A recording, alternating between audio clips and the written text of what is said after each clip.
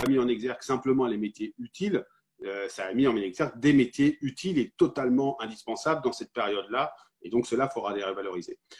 Ensuite, la deuxième partie, ou plutôt ta question en tant que telle, la question en tant que telle, la réponse a été apportée. Enfin, moi, je trouve que ce serait totalement idiot de polémiquer aujourd'hui. Il y a une réaction et en direction d'aide aux entreprises à travers l'activité partielle de façon extrêmement massive.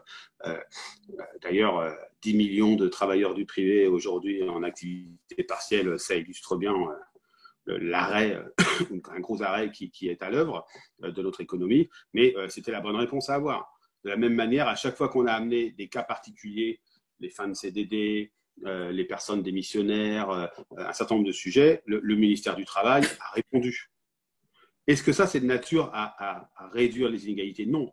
Ça, c'était de nature à passer le cap le mieux qu'on puisse le faire dans un moment extrêmement compliqué. Mais ce moment compliqué, il est bien moins compliqué que ce qui nous attend.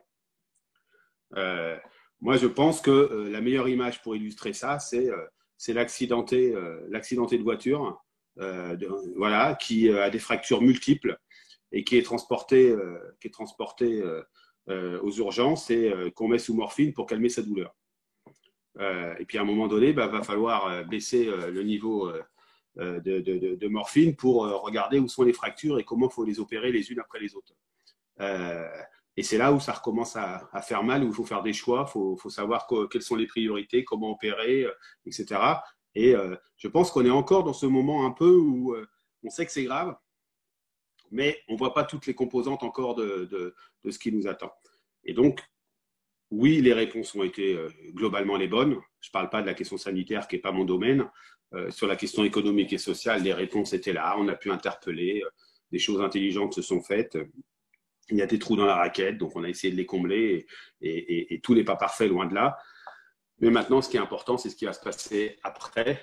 Et là, on aura le choix. Est-ce qu'on va faire perdurer les inégalités sociales de façon assumée ou est-ce qu'on va se dire qu'on a peut-être à agir pour faire autrement?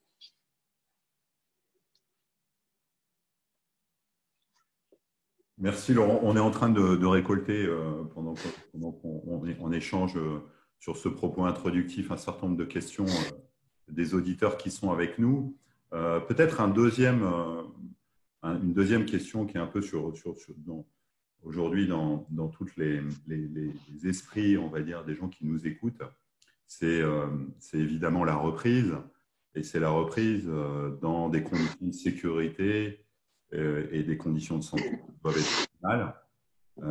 Est-ce que finalement, on demande à ces entreprises, avec le sujet évidemment du risque pénal, une adaptation du travail pour minimiser ces risques ou de supprimer ces risques, ce qui impliquerait un renoncement, le mot est peut-être fort, mais en tout cas une reprise qui prendrait beaucoup de temps. Est-ce que tu peux nous éclairer sur ta position, celle de la CFDT sur le sujet? Non, mais concernant le travail, quel que soit le risque, la suppression du risque, enfin en tout cas pour certains risques, le risque zéro n'existe pas. Il peut y avoir un risque zéro sur certains éléments parce qu'on a traité le problème, notamment la question chimique ou autre, mais pour le reste, le risque zéro, là, demander à des entreprises aujourd'hui, moi je suis très clair, qu'une reprise d'activité en disant il faut vous assurer qu'il y a zéro risque, c'est pas tenable. Mais il doit y avoir un engagement à ce qu'il y ait le minimum de risque et que les conditions de reprise se fassent de façon la plus optimale qui soit en termes de santé et de sécurité pour l'ensemble de la communauté de travail. Parce que ça concerne les salariés comme les directions, donc pour tout le monde. Et donc la question qui est posée, elle est d'abord sur la reprise d'activité de la négociation de protocole de reprise. Si on ne va pas là-dessus, je suis persuadé que ça ne sera pas dans de bonnes conditions et ça sera de façon conflictuelle. Et là où on a des démonstrations que ces protocoles se discutent, se négocient et sont mis en place, eh bien, on réapprend d'une certaine manière à travailler avec ce risque-là différemment, mais dans plutôt de bonnes conditions. Et c'est vrai qu'on a tout un tas d'exemples aujourd'hui où ça se fait dans les entreprises. avec il y a eu un accord chez Valeo ces jours-ci, il y a une coopérative agricole qui vient de le faire aussi hier, il y a des PME, il y a des grandes entreprises, et il y en a d'autres où c'est pas ce choix-là qui est fait. Ce qu'on est en train de vivre, c'est pas qu'une question de risque professionnel, c'est une question psychologique de la société. C'est-à-dire qu'on va falloir qu'on réapprenne à vivre, à être les uns avec les autres. Et ça sera vrai, y compris dans le travail.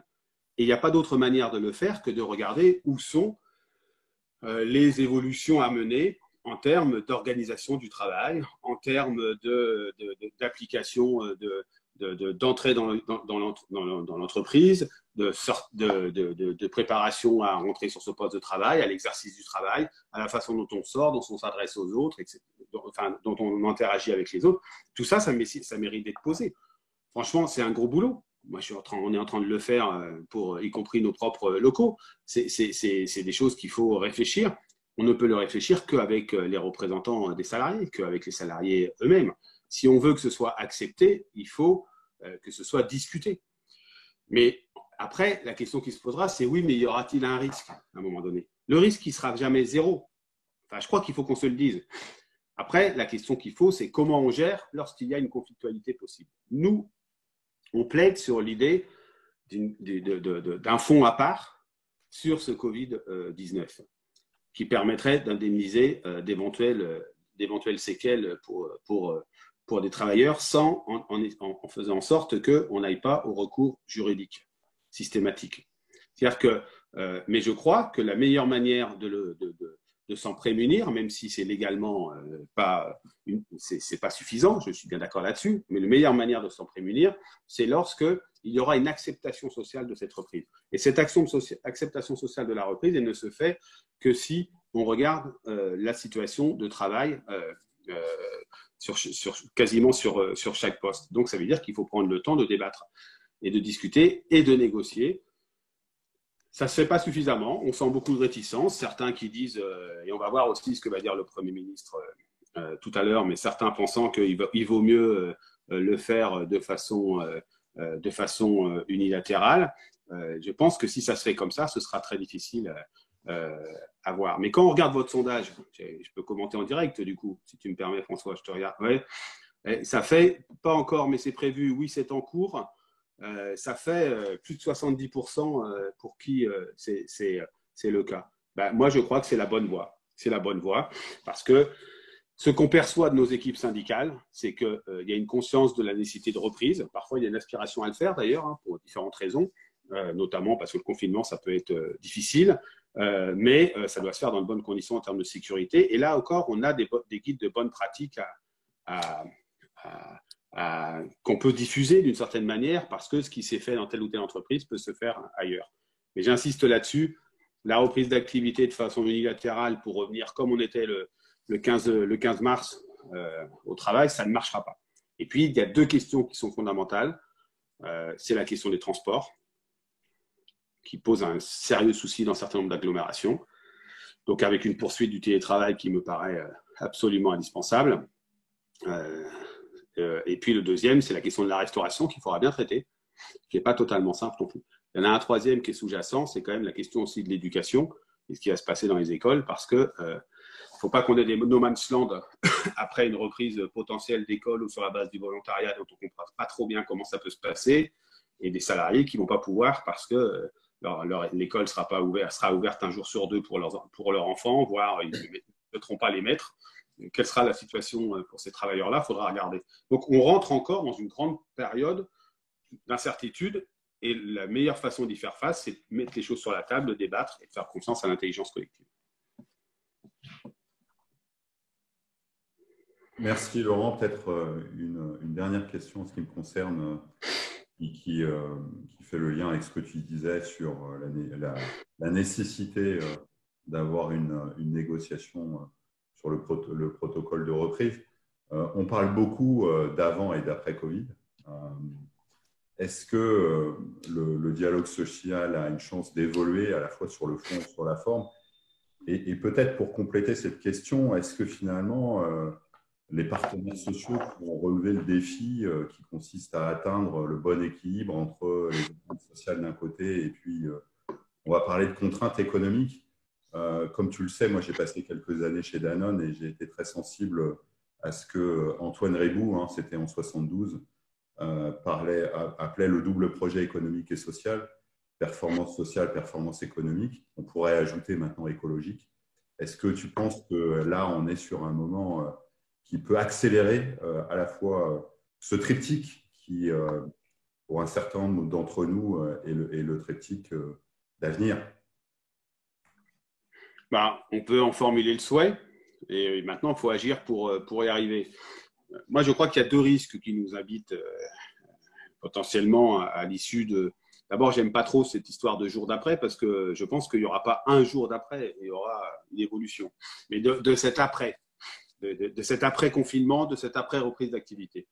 Il y a deux risques. Il y a le risque, en disant tout ça a été un mauvais moment, mais on continue comme avant. Parce que finalement, les choses vont repartir bon an, mal an. Et on se concentre sur un seul objectif économique qui est très important, mais simplement sur cet objectif-là. Ça, c'est un risque. Je le dis, ça serait inacceptable pour la CVT. Puis il y a l'autre risque qui serait de croire que on va passer d'un point A à un point B, en gros, avec une logique quasi de grand soir, quoi. C'est-à-dire que tout d'un coup, tout va sembler extraordinairement facile parce qu'on aura créé un autre modèle de développement. Enfin, moi, je ne marcherai pas dans ces chimères. Ce qui est sûr, c'est qu'il faut qu'on se dise très clairement ce qu'on veut faire demain. Alors, il y a ce qu'on veut faire au niveau de la société, mais dans l'entreprise, je crois que c'est un bon moment pour se réinterroger sur la finalité de l'entreprise, sur son équilibre entre la performance économique, mais aussi la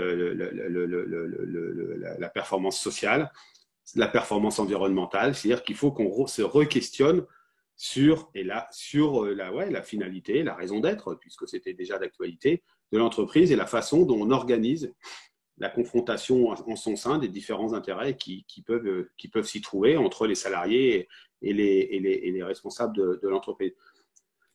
On va pouvoir, certaines entreprises vont tenter de recommencer comme avant. Et moi, je crois que de plus en plus, on aura besoin de dialogue social. C'est la démonstration qui en est faite. Et partout où on a traversé, y compris dans le maintien d'activité, le mieux les choses, c'est là où on a posé les affaires.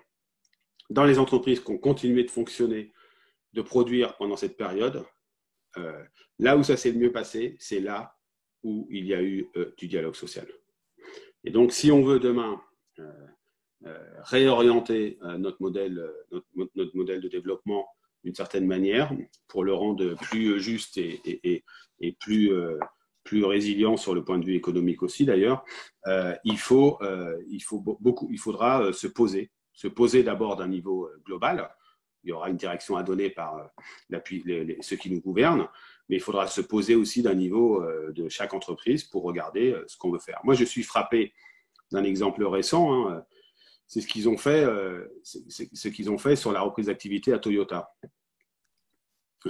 Ils ont d'abord entendu les craintes je crois qu'on va sortir de cette période avec, sur le point de vue psychologique, sur le point de vue ambiance, des choses qu'on n'aura pas mesurées jusqu'alors. Et la grosse erreur, ce serait de repartir comme avant et de ne pas en profiter pour construire un modèle plus juste.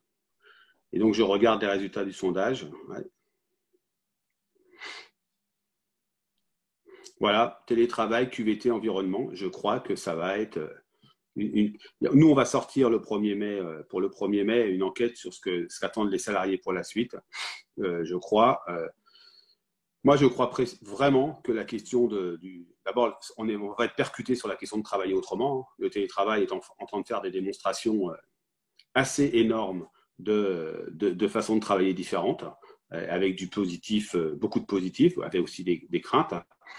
La question de la qualité du travail va être reposée, enfin, c'est souhaitable. Et ce serait souhaitable qu'on ne passe pas sur la question du travail, parce que la question de l'emploi va redevenir extrêmement brutale.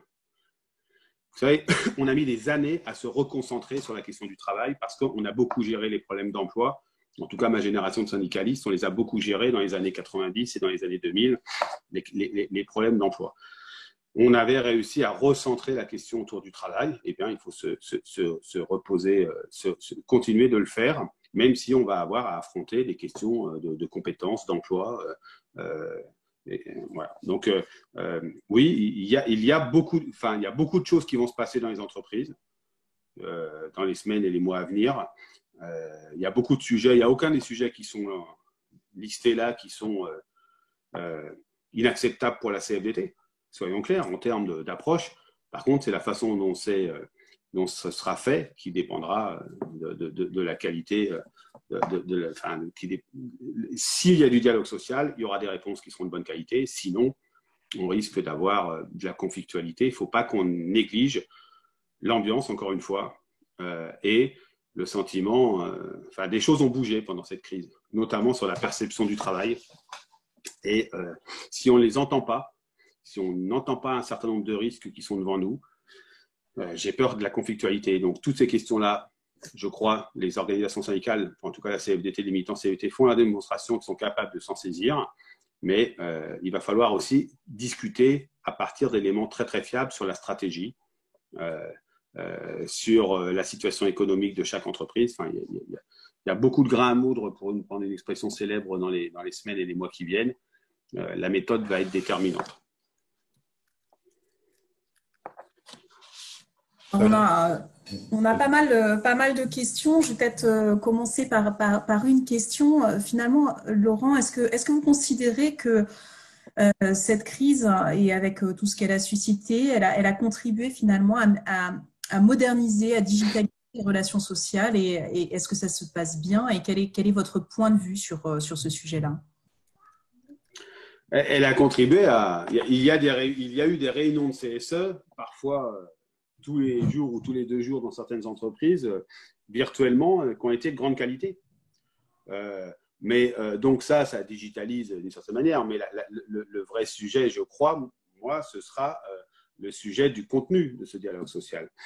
Il y a beaucoup d'entreprises, dans beaucoup d'entreprises, il a été fait la démonstration que face à quelque chose d'inattendu, que personne n'était vraiment préparé à traverser, il y a eu de l'agilité. Parce qu'on s'est parlé un peu plus, entre guillemets, franchement, en tout cas franchement, avec les contraintes qui étaient là, qui étaient de la faute de personne, hein, pour le coup. Et donc, il y a des endroits où ça a été assez positif, même très positif. Puis d'autres où ça ne s'est pas fait. Et on a vu très vite des blocages. Et d'ailleurs, ce sera encore plus compliqué derrière de les débloquer, sans doute. La question qui est posée, c'est la maturité des acteurs. En tout. Je vais vous donner un exemple. Ça fait plus d'1 semaine qu'on se bat pour essayer d'avoir un document commun sur la reprise d'activité, qui ne serait pas adaptable à chaque entreprise, mais d'un niveau interprofessionnel national, qui permettrait de dire, ben voilà, les conditions, les bonnes questions à se poser pour la reprise, c'est ça. On voit combien c'est difficile d'avoir toutes les organisations syndicales et patronales sur ce sujet-là. Pourquoi? Parce que chacun essaye de regarder, est-ce que c'est bien de parler en commun? Est-ce que c'est bien d'acter des compromis? Un compromis qui est entre la reprise d'activité, mais aussi l'exigence d'une très forte santé et sécurité. Et moi, cette période-là, elle sera mise à profit dans certaines entreprises pour montrer que les gens ont été responsables, notamment les syndicalistes. Dans certains nombres d'entreprises, heureusement qu'il y avait des responsables syndicaux pour expliquer un certain nombre de choses. Je le dis aussi d'un niveau national. Le message contradictoire envoyé par le gouvernement, restez chez vous et aller travailler, pour certains, était compliqué à expliquer. Heureusement qu'il y a eu des organisations syndicales, dont la nôtre, pour expliquer qu'on pouvait conjuguer les deux. Donc, je crois que le dialogue social, il peut s'en sortir renforcé. Mais il n'y aura rien qui coulera tout seul. Enfin, moi, ce que j'aimerais pouvoir faire passer, c'est que ça n'existe pas, quelque chose qui coule tout seul en termes de relations sociales. Ça veut dire qu'il faut qu'on fasse les efforts communs. Et dans toute entreprise qui va retrouver un fonctionnement à peu près normal, je ne crois pas qu'il y en ait vraiment pour qui ça va être vraiment normal, mais qui vont retrouver qui vont se retrouver après le confinement avec la reprise d'activité, avec la majorité des gens en travail, même si certains seront en télétravail. Le vrai bon moment, je pense, comme on le réclame nous sur le pays, il faudra faire un espèce de diagnostic. Qu'est-ce que cette période, elle nous enseigne sur l'entreprise? Elle nous enseigne sur les relations sociales, pour essayer de se dire, bon, est-ce qu'il y a des choses qu'on a bien réussi, il y a des choses qu'on a loupées, c'est pas normal dans des périodes de crise, et puis comment on procède maintenant. Moi, je crois que sur la question de la place du travail, la santé et la sécurité, comme sur la question d'un dialogue social très, très riche, très, très nourri, avec des organisations syndicales qui ont été, en tout cas pour certaines d'entre elles, en information des salariés, en interaction entre l'entreprise, la responsable d'entreprise et les salariés. On a de bons exemples à tirer de ce qu'on pourrait faire demain. Autrement, est-ce qu'il faudra faire évoluer la législation, tout ça? Franchement, ce n'est pas le moment d'aller trifouiller dans les textes sur les relations, sur l'organisation du dialogue social. On sait bien qu'on n'a pas fait des merveilles ces dernières années sur le sujet. Mais en tout cas, dans les pratiques, oui, il y a beaucoup de choses à en tirer de bénéfiques. Et je pense que le rôle, y compris votre rôle, c'est aussi de diffuser ce qui s'est fait d'intelligent pour qu'on ne réinvente pas la poudre à chaque fois.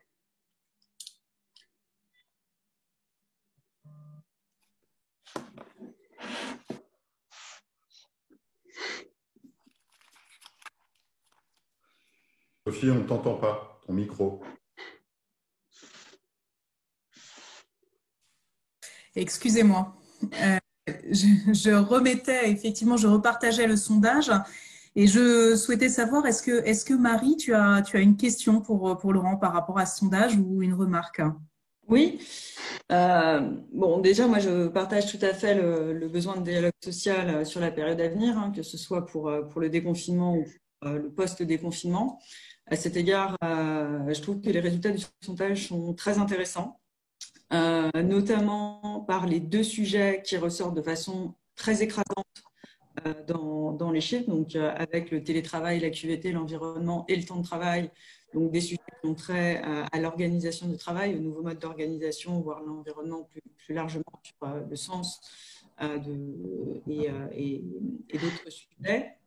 Donc là, on a quand même aussi, ce qu'il faut avoir en tête, c'est un public où on a beaucoup de DRH. Le niveau de négociation peut avoir un impact sur la façon d'adresser certains sujets. Mais effectivement, pour tout ce qui a trait au télétravail, on a changé d'échelle. Le temps de travail, reste à savoir ce que vont exactement vouloir les entreprises. On sera sur des adaptations temporaires pour faire face aux variations d'activité à venir ou des refontes plus globales pour regagner en performance parce que les temps qui s'annoncent vont être difficiles pour un certain nombre d'entreprises. Mais voilà, on est quand même sur des sujets où il y a le troisième point, notamment la valorisation des métiers de première ligne, donc à 36%, donc quand même loin derrière le télétravail, la QVT et l'environnement. On voit quand même des sujets avec une volonté de trouver un équilibre social par rapport aux négociations à venir. Donc parmi ces sujets, je voulais savoir si, pour vous, Laurent Berger, si certains avaient plus leur place au niveau de l'entreprise, si d'autres pouvaient faire l'objet de négociations ouvertes au sein des branches, voire au niveau national et interprofessionnel. Donc, quels sont les sujets qui, pour vous, doivent être portés aujourd'hui par les entreprises ou, au contraire, remonter au niveau interprofessionnel?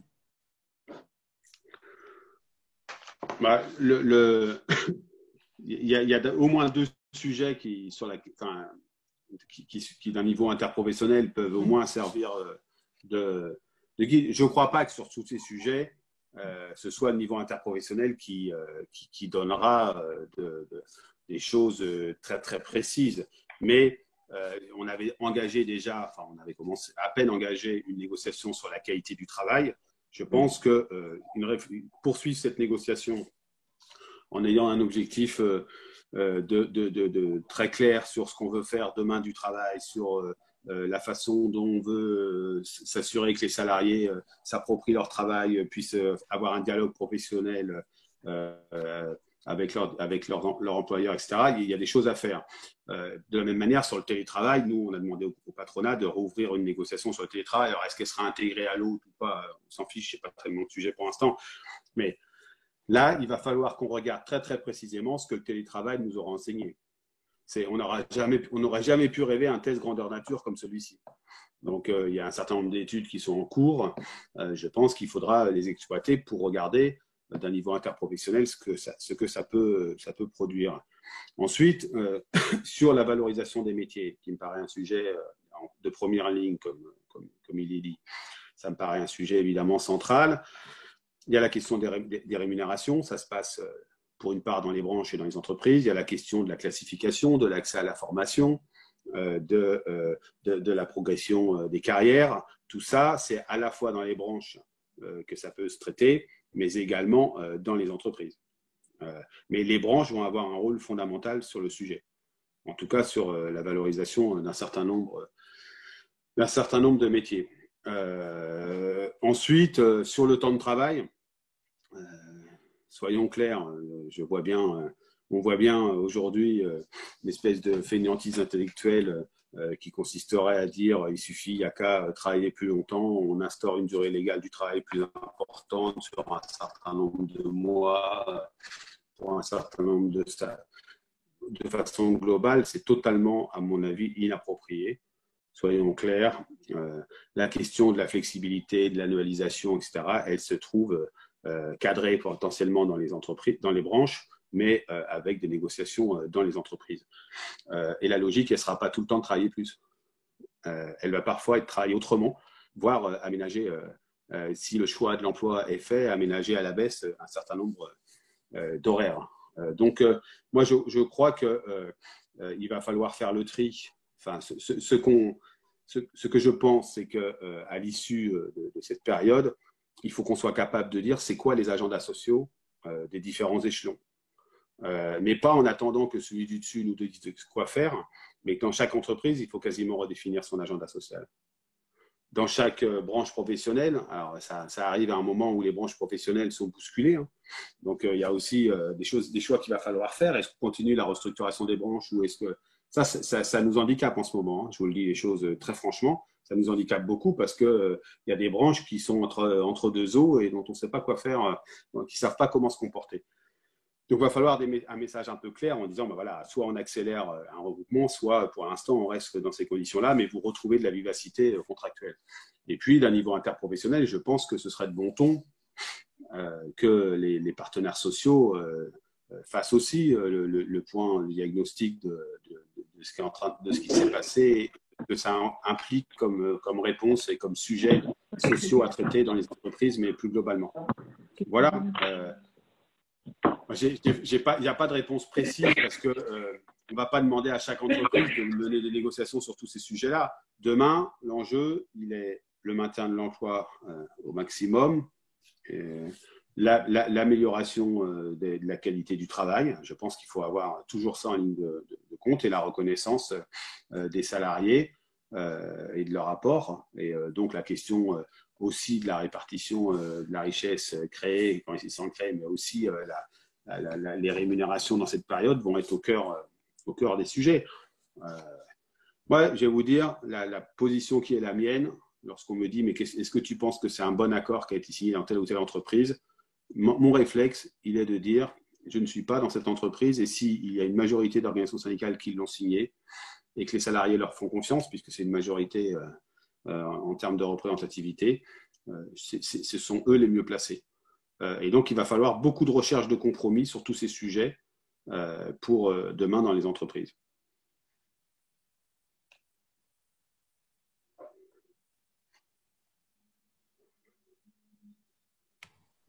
Sophie, ton micro.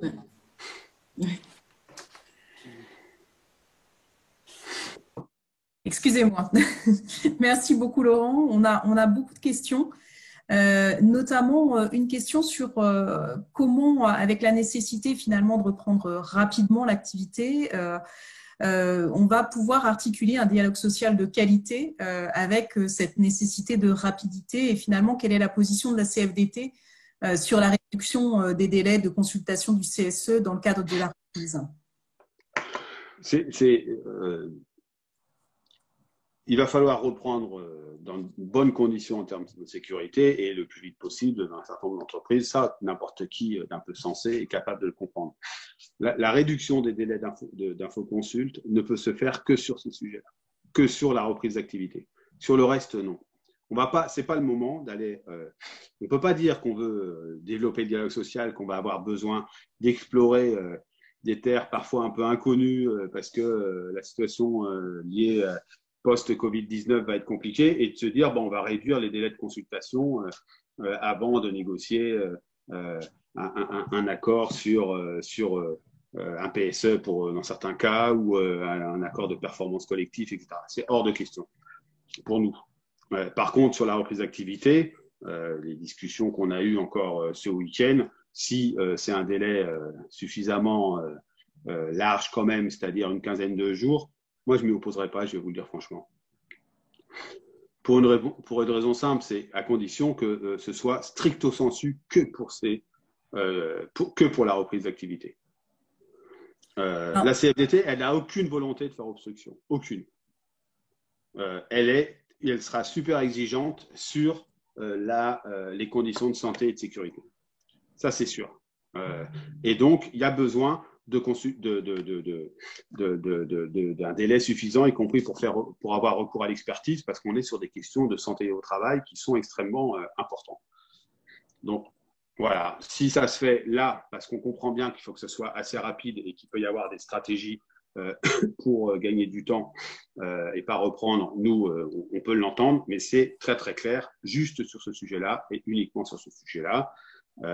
Et ça ne veut pas dire qu'il ne faut pas de la loyauté non plus dans la négociation sur ces protocoles de reprise. Je le redis, hein, demain, moins qu'hier, je crois encore, et ce sera sans doute vrai aussi dans la société au sens très large, mais demain, moins qu'hier, on fera marcher les gens au pas de charge derrière un chef. Il y aura besoin de beaucoup de discussions.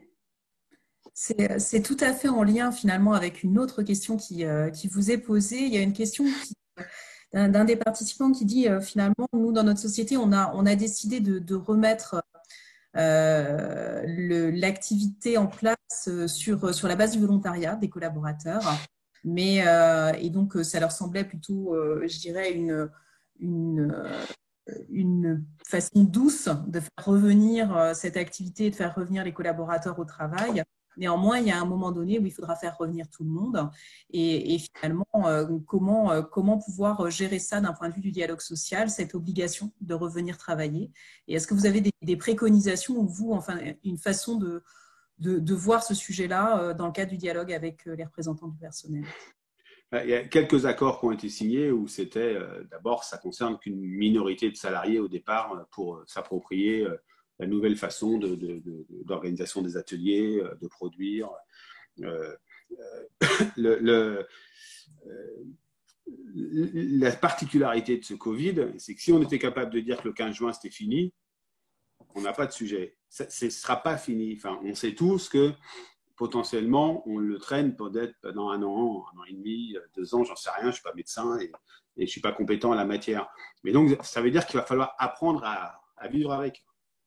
Je sais bien qu'on est parfois dans des réflexes qui sont une volonté de toute puissance et de tout maîtriser, mais non, là, pour le coup, voilà. Et c'est un comble à personne particulièrement, même si, évidemment, les questions sanitaires ont un rôle quand même, si on se confine, si on ne se confine pas, si on a des bons gestes barrières et tout.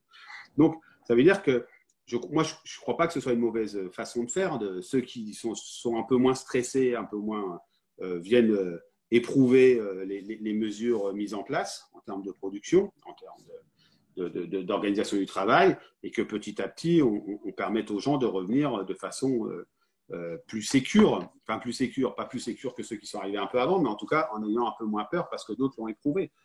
Chacun va trouver sa façon de faire, mais il y a bien un moment donné où les salariés, il y aura nécessité qu'ils repartent au travail. Et si c'est en septembre, c'est en septembre dans un certain nombre d'entreprises. Mais en même temps, en septembre, il y aura toujours des risques. Donc, ça veut dire qu'il faut vraiment le temps de la discussion qui peut prendre plusieurs jours dans les accords qui ont été négociés parfois, il fait gagner du temps après. C'est ça qu'il faut intégrer. C'est-à-dire que c'est pas la protection que physique, quoi, si vous voulez. C'est aussi, on va aussi avoir affaire à des gens, à un tas de salariés qui pendant 8 semaines ne seront pas sortis de chez eux ou très peu, enfin auront été confinés, et qui tout d'un coup vont devoir repartir au travail. Donc, il y aura un impact psychologique qu'il faut mesurer. Ça, si il y a une parole partagée dans l'entreprise parce qu'il y a un accord en disant, bah voilà, on peut repartir. Moi, j'ai discuté hier encore avec mon camarade de Toyota. Il disait, les gens voient qu'on s'engage aussi en disant, ben oui, il y a des mesures qui sont prises, Et donc, du coup, petit à petit, regagnent confiance à venir travailler. C'est comme ça qu'il va falloir faire. Moi, j'entends certains qui nous disent, mais non, il ne faut pas revenir tant qu'il y a un risque. C'est super, hein. Je veux dire, ok, on ne vient pas, mais on fait quoi? Donc, si j'entends aussi ceux qui disent, mais il faut revenir, et puis après tout, c'est pas grave, de toute façon, on gère ça un peu à la hussarde. Non, ça ne marchera pas. Il va falloir que ce soit progressif, et en tout cas, que ce soit géré pour que les gens se sentent le plus en sécurité possible. Avec une question, je le redis, qui est fondamentale, qui est la question des transports, qui pose un vrai souci. Oui, tout à fait. Justement, quand on parle de la question des transports, dans une question, il y a une des questions qui dit comment est-ce que la CFDT perçoit l'application Stop Covid? Est-ce pour vous une atteinte à la liberté individuelle, finalement, ou c'est une obligation collective? Moi, je vais vous dire mon point de vue personnel et celui de la CFDT. Parfois, il peut y avoir un petit peu de nuance, c'est logique. On est sur des questions qui sont aussi des questions assez intimes. Moi, je suis très, très attentif à ce que les différents risques qu'on traverse année après année, il y a le virus aujourd'hui, mais on a connu des risques liés aux attentats, etc., ne soient pas des facteurs de réduction des libertés individuelles. Parce que je crois que c'est extrêmement important de maintenir un pays où les libertés individuelles sont reconnues et sont présentes. Ceci étant, la position de la maison, c'est c'est sur la base du volontariat, avec les préconisations de la CNIL et des données qui sont évidemment détruites assez rapidement, non exploitables par d'autres, c'est-à-dire une gouvernance du système qui est totalement sécure, publique, et qu'il n'y a pas d'exploitation des données du data autre que pour ce simple objectif. C'est une articulation entre liberté et santé publique qu'on peut entendre. Donc, voilà, on peut l'entendre. Moi, je crois que le vrai sujet qu'il va y avoir dans les entreprises, c'est pas tellement celui-là, c'est la question des masques. Le masque est devenu un truc, ça a été très mal géré en termes de communication, et le masque est devenu à la fois un élément extrêmement important pour la reprise, et en même temps un des risques qu'un certain nombre de prévenances, de gestes barrières et autres disparaissent à cause de ça. Mais en tout cas, on le voit bien, nous, chez les salariés. La vraie question, c'est est-ce qu'on sera protégé avec un masque? Ça crée des défis pour nombre d'entreprises. La question des tests et la question de la prise de température qui est aussi posée par un certain nombre de salariés dans les retours qui nous sont faits. Voilà. Après, le trekking, ça peut, encore une fois, avec des conditions très, très limitées dans le temps, très, très sous contrôle de la CNIL, je le répète, et sur la base du volontariat, pourquoi pas. Une dernière question avant de redonner la main à nos experts. On a deux personnes qui vous sollicitent sur le sujet de la réforme de l'assurance chômage. Et finalement, pour vous, quelles mesures pourraient être réétudiées? J'avoue ne pas bien comprendre ce petit sujet qui est monté depuis 24 heures, 48 heures sur il faut renégocier l'assurance chômage. Non, mais ce qui nous arrive devant, et vraiment, je ne crois pas qu'il faille faire peur à outrance aux uns et aux autres, mais ce qui nous arrive, c'est quand même un vrai problème d'emploi. Et donc, une vraie question de quel filet de sécurité on construit. Donc, le côté, on construit, on fait vivre, donc c'est le côté assurance chômage.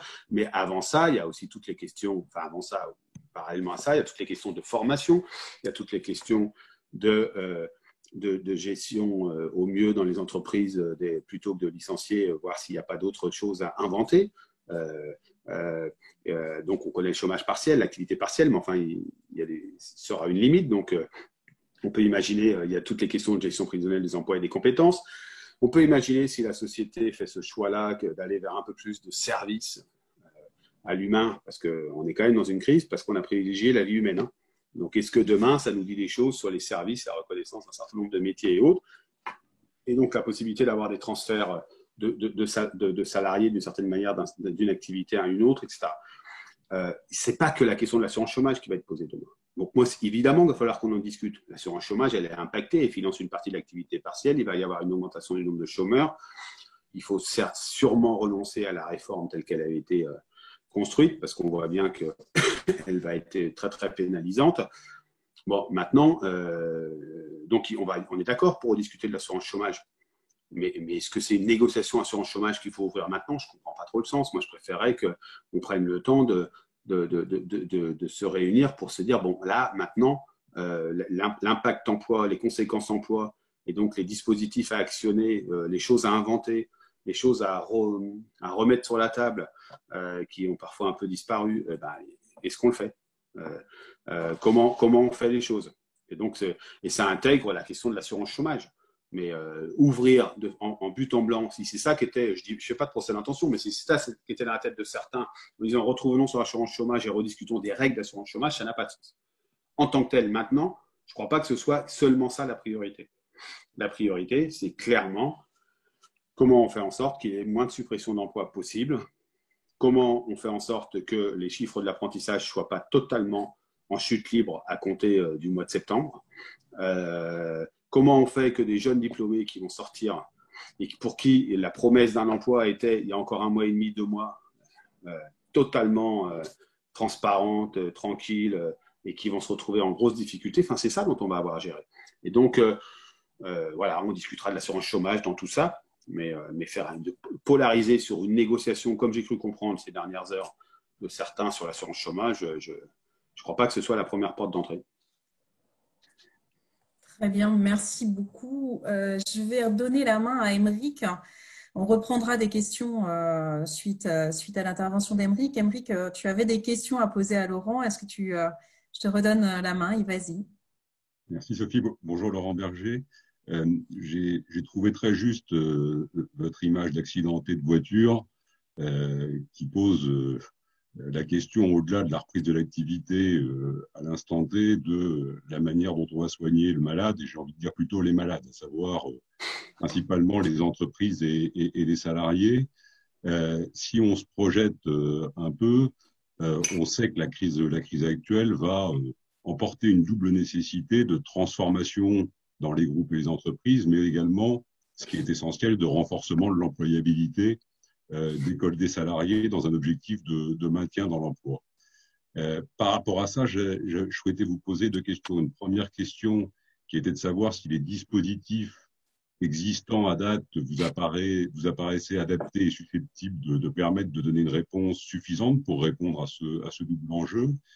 Et deuxièmement, plus précisément, il m'apparaît que l'accord de performance collective, même s'il n'a pas été plébiscité dans le sondage de tout à l'heure, qui repose, comme son nom l'indique, sur la négociation collective et qui permet de définir notamment le champ de la mobilité fonctionnelle au sein des groupes et des entreprises, est probablement un des outils qui peut être les plus adaptés. Je voulais savoir si vous partagiez ou non ce point de vue et si il ne pourrait pas être envisagé, ne serait-ce qu'à titre expérimental, d'étendre le périmètre de ces accords de performance collective à un périmètre groupe, ce qui permettrait de renforcer tout le travail et toutes les possibilités d'employabilité des collaborateurs et donc de pouvoir définir une mobilité dans un périmètre groupe, ce qui rejoint la logique des transferts que vous évoquiez tout à l'heure. Donc, je voulais savoir si vous partagez cette analyse et si la CFDT serait prête à engager des discussions sur le sujet d'une extension de la mobilité définie par accord de performance collective à un périmètre plus large que celui de l'entreprise, à savoir que celui du groupe. Moi, je ne vais pas vous cacher que l'observation qu'on faisait d'un nombre encore restreint, mais des accords de performance collective qui avaient été passés jusqu'alors ne nous incite pas à un enthousiasme débordant. Parce que ça a souvent été vécu avant, je parle de la période d'avant Covid, ça a souvent été quand même plutôt des logiques d'abaissement de droits des travailleurs, sans toujours beaucoup de vision sur la question de la performance collective dont il était question, quoi. Si ce n'est la logique de rentabilité à court ou moyen terme. Donc, ceci étant, on n'est pas totalement dingo sur sur la situation qui va être amenée par le Covid. Et donc, il y a nécessité de rediscuter de la performance de l'entreprise et de la façon dont les choses vont se passer d'un point de vue économique et l'articulation avec les besoins, les nécessités sociales. On peut discuter, mais faisons-le d'abord dans le périmètre existant. Réfléchissons à ça. Regardons comment les choses peuvent évoluer. Moi, je souhaite avoir 2-3 accords de performance collective qui soient costauds, qui intègrent la dimension sociale, l'aspect de la formation, l'aspect de la sécurisation de l'emploi, avant d'élargir les possibilités, y compris un intragroupe. Franchement, là-dessus, si demain, la promesse qui est faite, ce sont des sueurs et des larmes, de la sueur et des larmes, des efforts dans un seul sens, ça ne marchera pas. Et moi, j'espère vraiment qu'on puisse aller vers quelque chose de beaucoup plus partagé sur la question de la situation de chaque entreprise. Enfin, le premier truc à faire, c'est de se dire, voilà, cette situation, la crise, là, elle nous a mis dans quelle situation économique, dans quelle situation en termes de marché, de débouchés, qu'il y a un vrai diagnostic partagé. Et ensuite, on sera capable, je pense, de regarder où sont les adaptations possibles et les efforts à faire des uns et des autres, parce que personne ne nie, je vois fleurir dans le débat en ce moment des trucs en disant oui, mais il faudra bien faire des efforts, mais qui n'en fait pas aujourd'hui des efforts entre nous dans la période, et qui n'a pas conscience que demain il y aura des choses difficiles. Mais si les choses difficiles, c'est de regarder comment on baisse les droits sociaux ou la masse salariale sans s'interroger sur l'équilibre plus global et ce qu'est la finalité d'une entreprise, on aura fait une erreur. Donc, pour l'instant, les APC, ils sont là, ils sont dans le paysage. On n'a pas beaucoup de doutes sur le fait que beaucoup de nos équipes syndicales vont être saisies de négociations d'accords de performance collective. Je serais, pour l'instant, qu'on fasse la démonstration que c'est pour le bien de tous et pas ce qu'on a vu jusqu'au 15 mars.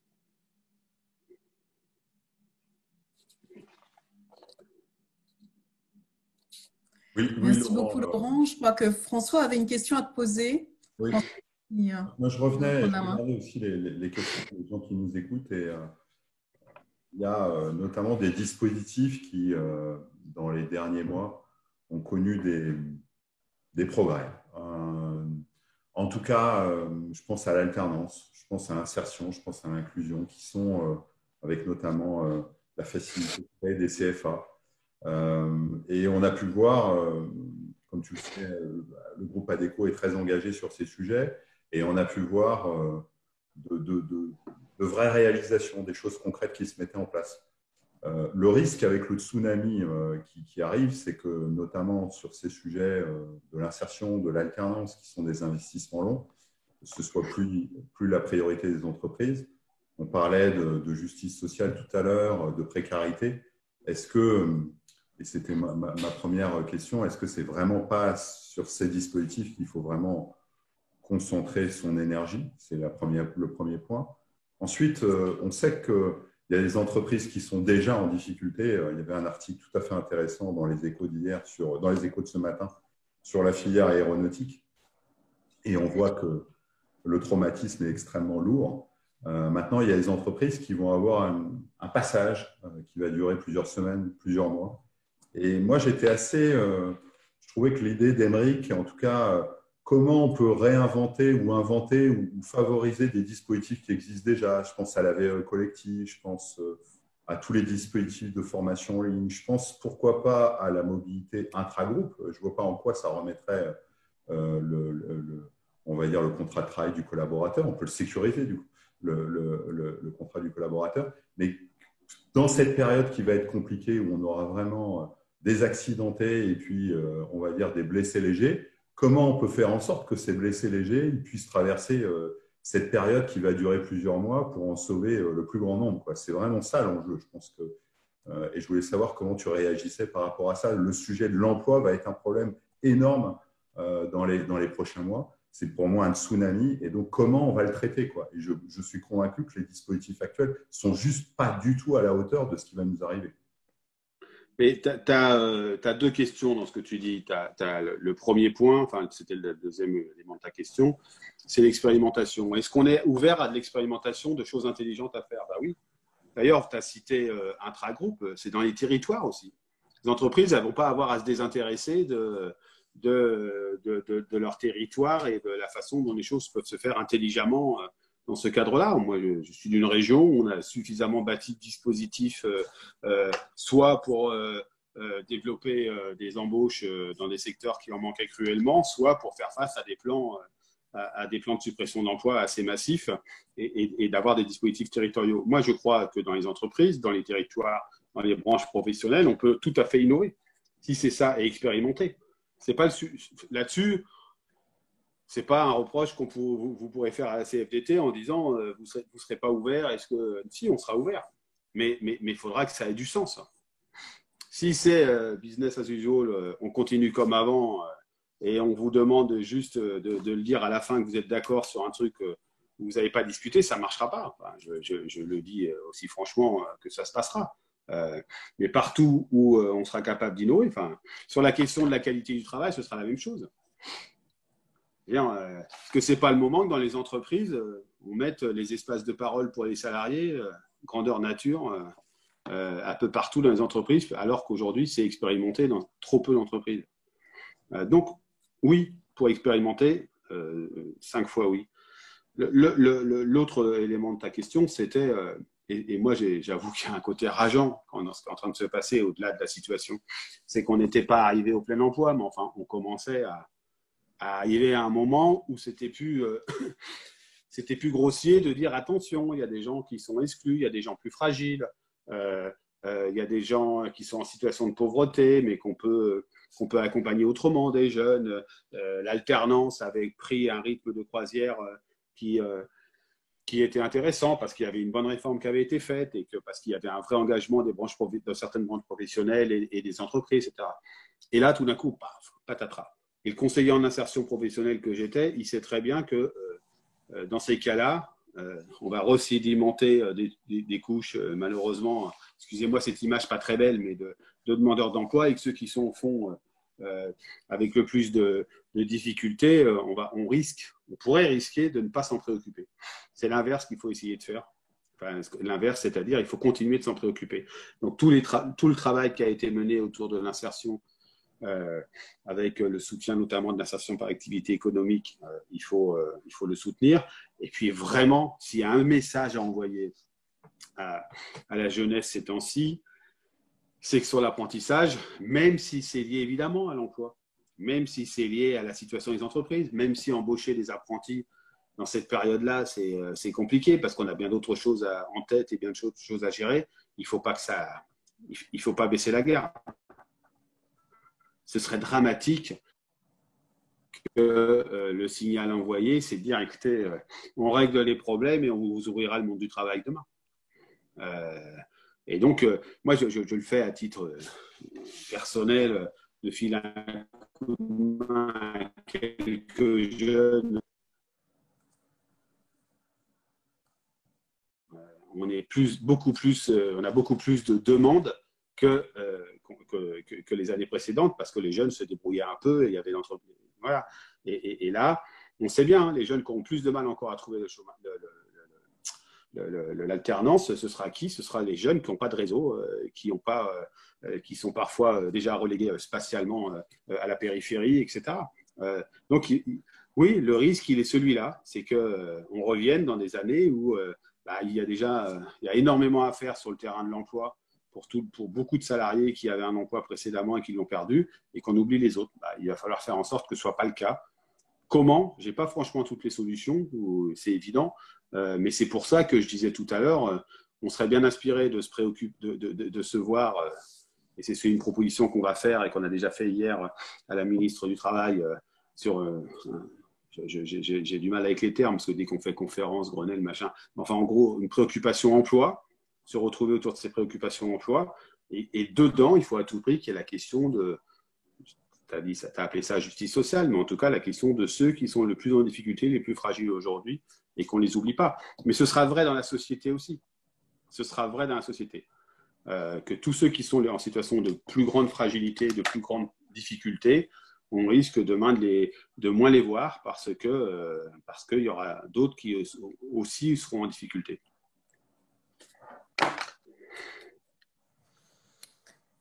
Merci Laurent. On a dans les questions beaucoup de questions autour de la formation. Les dotations FNE, aujourd'hui, on voit que même si c'est quelque part une idée assez positive, on voit que les entreprises ne se ruent pas sur le dispositif. Qu'est-ce qui peut être fait aujourd'hui pour finalement aussi investir cette période pour la formation et sur le développement des compétences? Les périodes de crise, s'il y avait un truc qu'on avait à peu près réussi pendant la crise de 2008-2009, c'était les dispositifs formés plutôt que licenciés. On n'avait pas été bon sur l'activité partielle, mais on avait été plutôt pas mauvais sur la capacité de faire monter en compétences un certain nombre de salariés, en tout cas dans certains secteurs, dans certains territoires aussi, c'était beaucoup dans les territoires. Ouais, la formation et l'évolution des compétences va être majeure, mais c'est pas facile dans les périodes, vous le savez bien, hein, dans les périodes où il y a beaucoup d'incertitudes, on ne sait pas qui. Aujourd'hui, on ne sait pas vraiment qui va pas trop mal s'en sortir et qui va boire la tasse. Enfin, on sait qui va boire la tasse pour une partie d'entre eux, des secteurs professionnels, mais pour les autres, on ne sait pas vraiment. Et donc, le renvoi vers de la formation, l'activation de dispositifs de formation de façon plus massive, elle est nécessaire, elle est absolument indispensable, mais on ne sait pas si ça va répondre à une préoccupation des salariés pour l'instant.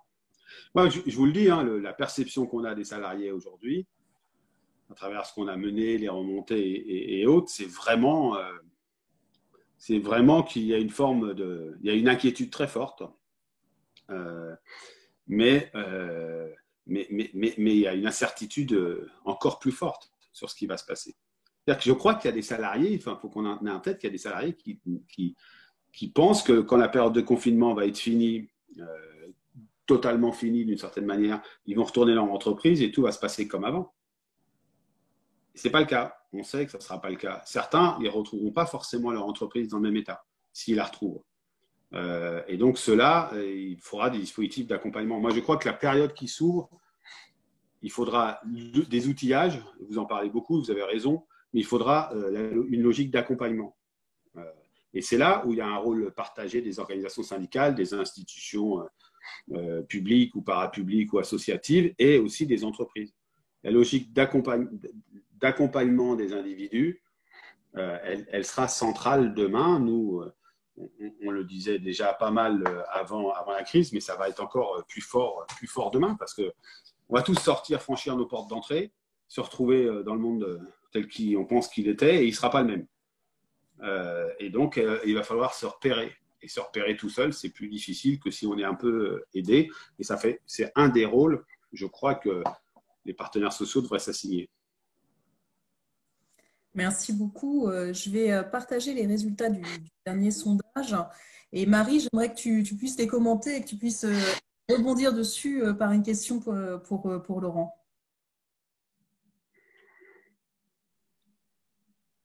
Oui, donc la période, effectivement, on voit quand même un durcissement en matière économique.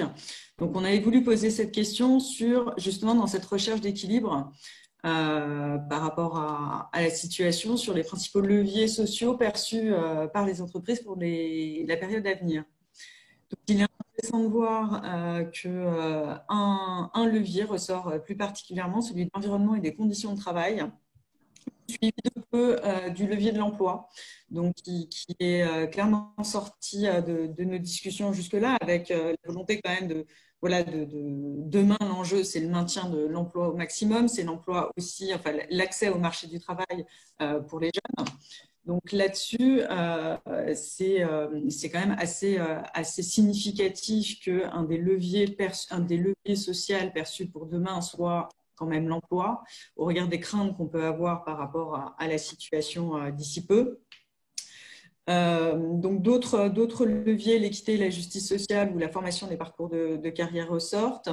Laurent Berger, est-ce que vous partagez ces leviers? Est-ce que l'ordre dans lequel ils apparaissent vous semble pertinent? Et par rapport notamment à des négociations à venir dans le dialogue social, à des recherches de nouveaux équilibres, lesquels vous semblent les plus pertinents? Ouais, si on regarde les réponses qui sont données, ça illustre, je crois, si je peux me permettre, comment dire, enfin, une forme de lucidité. On va avoir des questions d'emploi à gérer et donc de formation, de parcours de carrière. Voilà, il y aura à faire face. Ça, c'est un des éléments qui revient avec le plus grand dans ces cadres-là, c'est la question de l'emploi. Et de l'autre côté, une forme d'aspiration au sens du travail. Il faudra faire évoluer le travail. C'est pas forcément, enfin moi je le prends comme étant quelque chose plutôt de positif. La question de l'environnement de travail pourra bouger. C'est peut-être une façon de repenser les choses. La question du management aussi, on peut le prendre différemment, mais la question de la raison d'être de l'entreprise. Donc, je crois que moi, c'est vraiment l'état d'esprit dans lequel je pense qu'il faut être et dans lequel je suis. C'est tous ceux qui vont vouloir nier qu'il y a des problèmes à venir sont juste des dingos. Les ennuis, il va en avoir quelques-uns dans les semaines et les mois qui viennent à gérer. Et dans les entreprises notamment, et tout le monde sait que personne n'a envie de ça. Pas plus les DRH, les responsables d'entreprise que les syndicalistes, que les salariés ont envie de gérer les difficultés, mais quand elles existent, elles existent. Donc, il va falloir faire face. Et en même temps, on sent que, et on verra dans toutes les enquêtes qui vont arriver les unes après les autres ces temps-ci, vont montrer mais il y a aussi une prise de conscience que peut-être on peut essayer de faire autrement sur un certain nombre de points. Eh bien, faisons-le. Et que ce soit la gestion des difficultés ou que ce soit la façon d'inventer un peu autre chose parfois et de se repositionner sur le rôle de l'entreprise, ce qu'on peut y faire, la place du travail, l'organisation du travail, à chaque fois, il n'y a qu'une manière de trouver les bonnes réponses, c'est le dialogue social, c'est la confrontation des idées et l'exercice du compromis. Je n'en connais pas d'autres, parce que tout ça va nous créer beaucoup de tensions, beaucoup d'inquiétudes. Et que la meilleure manière de gérer les tensions et les inquiétudes, les voies de réponse partagées. Donc, moi, j'aurais répondu, enfin, je ne sais pas combien vous avez le droit de réponse sur chacune des questions, mais mon état d'esprit est vraiment celui-là aussi, de l'inquiétude et vraiment le sentiment qu'on va avoir à gérer les questions d'emploi voilà, et tout ce qui va avec les dispositifs et des choix parfois compromis pas simples à faire. Et de l'autre côté, peut-être qu'on peut en profiter pour réfléchir autrement sur le travail et le rôle de l'entreprise. Merci Laurent. Je vais reprendre un petit peu les questions du fil.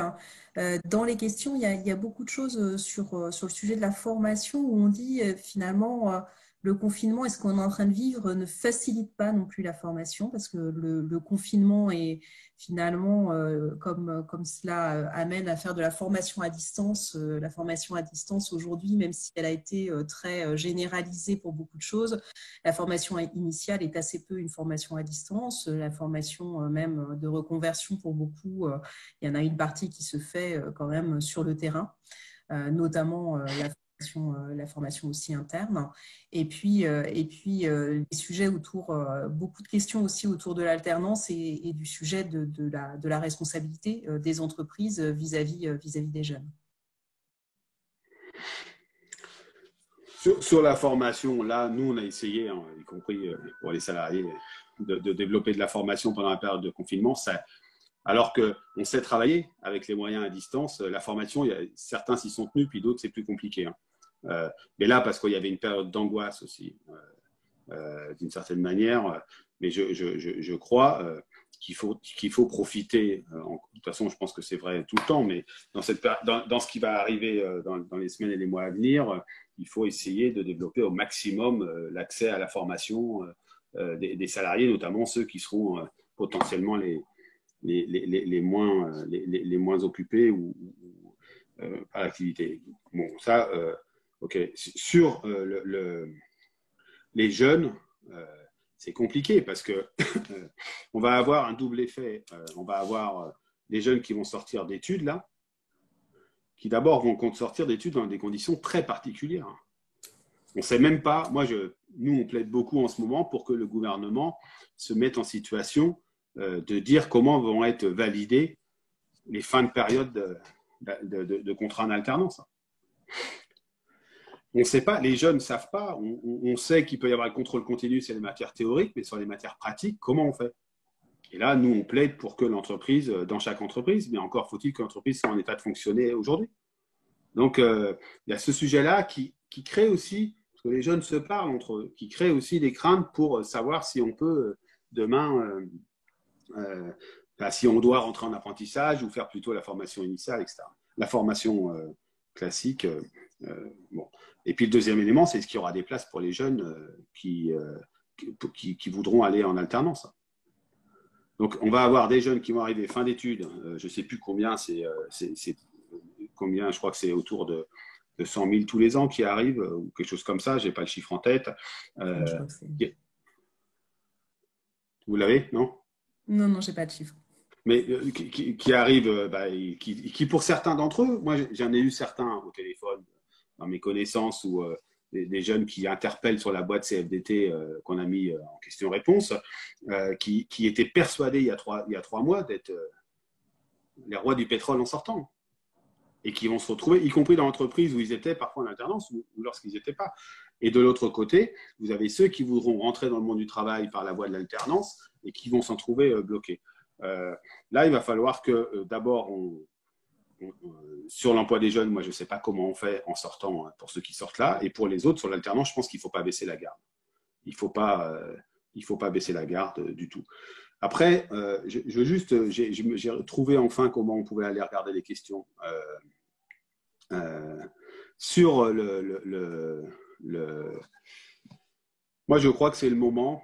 Il y a une question qui vient en disant est-ce qu'en même temps on ne peut pas revoir à la fois un temps pour les acteurs habituels du dialogue social et les relations sociales avec les représentants du personnel, et en même temps aussi du dialogue professionnel avec les salariés. Oui, mais c'est là où les accords sur la qualité du travail peuvent permettre ça.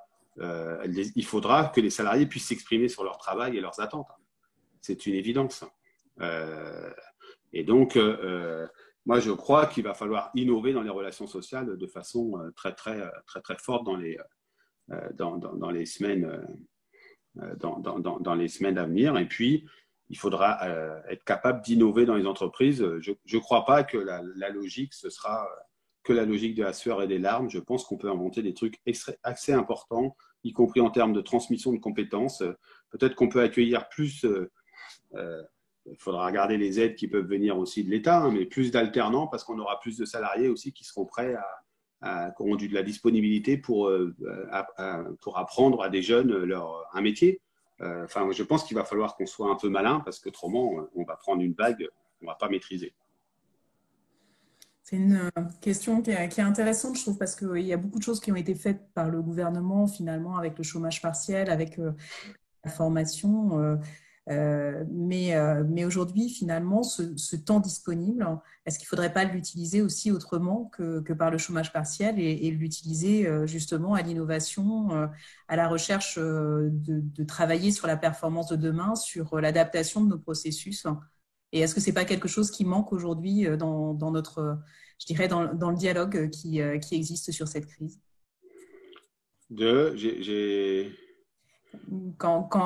ce que je disais, c'est aujourd'hui, on a beaucoup de gens qui sont en chômage partiel, hein, et finalement, on leur propose d'utiliser ce temps-là à de la formation, mais ce qui serait intéressant, c'est d'utiliser ce temps à construire les modalités de travail de demain et les modalités de notre société de demain. Oui, quand il y a des gens qui vont peut-être être un peu moins occupés, parce que les productions vont repartir dans un certain nombre de secteurs de façon beaucoup plus lente, Est-ce qu'on ne les met pas les premiers experts du travail ont dit que ce sont les travailleurs. Enfin, en tout cas, c'est ce qu'on pense. Est-ce qu'on ne les met pas à réfléchir à d'autres façons de faire? Est-ce que donc on peut imaginer tout un tas de choses dans les entreprises. Alors évidemment, il faudra que les entreprises tournent, qu'elles fassent de l'argent. Enfin, je ne suis pas un doux naïf, mais il y a des choses à faire en termes d'innovation sociale qui sont très fortes. Je vois qu'il y a une question en disant oui, mais quand des représentants ne veulent pas. Vous allez toujours, j'adore d'ailleurs les assemblées avec vous parce qu'il y en a toujours 2 ou 3 qui à la fin, d'habitude ils le font à la fin, donc là ils le font là, m'interpellent en disant oui mais moi mon délégué CFDT il n'est pas à la hauteur de ce que vous dites, etc. Je prends toujours ça avec beaucoup de précaution parce que il y a toujours des torts partagés comme on dit en général, mais moi je crois que légitimement la situation actuelle elle fout les jetons à tout le monde, pour dire les choses un peu trivialement. Et donc, il faut trouver les voies pour essayer de rabiboucher les choses lorsque les relations sociales, avant cette crise, elles n'étaient pas déjà au top. Vous savez, il n'y a rien qui se fera. Le vrai, dans la société comme dans le monde du travail, mais particulièrement dans la société, demain, c'est soit on fera le choix de la confiance et de la co-construction, soit on fera le choix de la défiance et au plus fort qui gagne. Et ça sera pareil dans les entreprises. Et le plus fort qui gagne dans une entreprise, c'est toujours en général l'employeur. Mais il gagne des fois des victoires à la Pyrrhus. Et donc, je pense que il faut aller vers le dialogue social et l'innovation sur un certain nombre de dispositifs. Et puis, il va falloir redonner de la perspective à la jeunesse. Ça vient beaucoup dans vos questions. Moi, je crois que c'est fondamental. Et il y a des choses autour du mécénat de compétences. Moi, on était très sensible à cette question-là. On en avait parlé, y compris dans les négociations avec le gouvernement ou les discussions avec le gouvernement de ces derniers mois. Je pense que il faut pas que les premiers sacrifiés de la crise ce soit les jeunes. Et pour ça, il y a un rôle des entreprises aussi qu'il va falloir mener. Et après, il y a des endroits où il y aura de la tension, il y aura de la pression, il y aura des rapports de force exprimés par un certain nombre de moyens d'action. Bah oui, ça, on n'y coupera pas. Enfin, mais je ne crois pas que la CFDT fasse la démonstration majoritairement qu'elle est dans la recherche de la conflictualité stérile, plutôt que dans la recherche du compromis et de la solution partagée. Donc, maintenant, il va falloir innover. Le gouvernement ne va pas non plus être totalement absent, ne doit pas totalement être absent de ça. Comment on va faire baisser le nombre de salariés en activité partielle? Il ne faut pas que ça se fasse, moi j'insiste sur le fait qu'il ne faut pas que ça se fasse de façon brutale. Il va falloir innover, regarder comment on peut opérer. Et là, soyons clairs, on n'a jamais traversé ça. Moi, je ne suis pas pour les comparaisons historiques, je trouve qu'elles sont toujours extrêmement hasardeuses. Mais si, ce que je ne crois pas, certains considèrent qu'on est en guerre, en tout cas, on est dans une forme de reconstruction d'une certaine manière. En tout cas, c'est en tout cas sans doute un peu souhaitable. Eh bien, dans ce cas-là, il y a plein de choses qu'on ne sait pas encore qui vont arriver, qu'on est capable de construire. Mais on ne sera pas capable de construire si chacun repart dans son petit truc sans poser les grands principes qui doivent régir la société d'une part, mais aussi le monde de l'entreprise. Et dans les grands principes qui doivent régir le monde de l'entreprise, je crois que l'interrogation sur ce qu'est son rôle, comment elle doit se comporter et comment elle doit faire vivre cet équilibre dont parlait François tout à l'heure entre la performance économique, la justice sociale et la question environnementale qui ne doit pas passer sous le tapis, on a deux gros défis devant nous. Merci beaucoup, Laurent. Je pense qu'on va conclure sur ce point-là. Est-ce que, François, qu'est-ce que tu as retenu de cette conversation avec Laurent Berger aujourd'hui?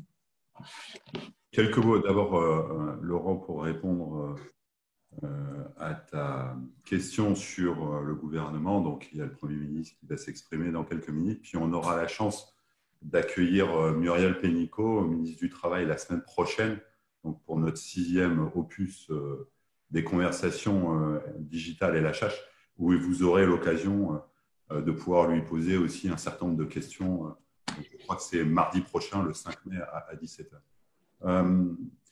Peut-être, Laurent, sans vouloir résumer, puisque ça a été très riche, et d'abord, j'apprécie vraiment ton discours franc et direct, peut-être 3 points. D'abord, tu es revenu, et ça a irrigué tout ton discours sur les questions de société auxquelles, évidemment, on est tous assez sensibles. Le sujet de la raison d'être de l'entreprise, qui avait été évoqué quelques mois avant la crise, mais qui est peut-être plus prégnant aujourd'hui encore qu'avant. Et puis, le sujet que l'on vit tous aujourd'hui et qui aura des conséquences extrêmement importantes dans les semaines qui viennent, c'est forcément une nouvelle organisation du travail avec le télétravail, mais pas que, la qualité de vie au travail et évidemment les sujets environnementaux. Ensuite, tu nous as éclairé sur des sujets à très court terme.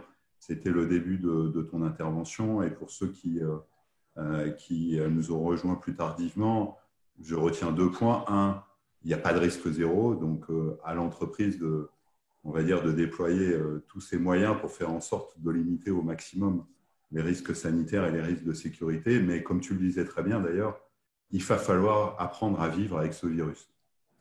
Ensuite, pour initier l'après-Covid et surtout la phase de déconfinement, tu as beaucoup insisté sur la nécessité d'ouvrir la négociation, notamment sur le protocole de reprise d'activité, avec une inquiétude ou une interrogation sur notamment le sujet des transports.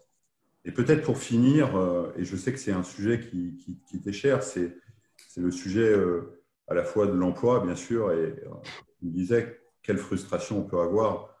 On avait sensiblement un taux de chômage qui avait nettement baissé depuis des années. On avait des métiers en tension, on avait des emplois non satisfaits, et puis on a cette crise majeure qui va nous ramener à un chômage de masse.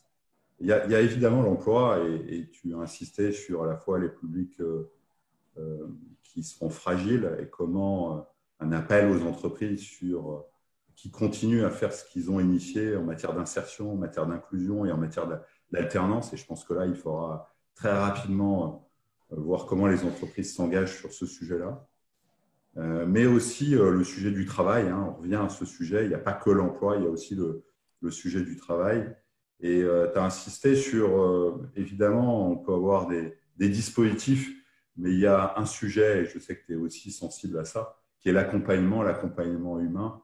Et je pense que, notamment, le métier que l'on fait chez LHH, qui est d'accompagner au quotidien des femmes et des hommes pour retrouver une activité professionnelle, redeviendra au cœur des préoccupations à la fois des partenaires sociaux, des entreprises et des pouvoirs publics.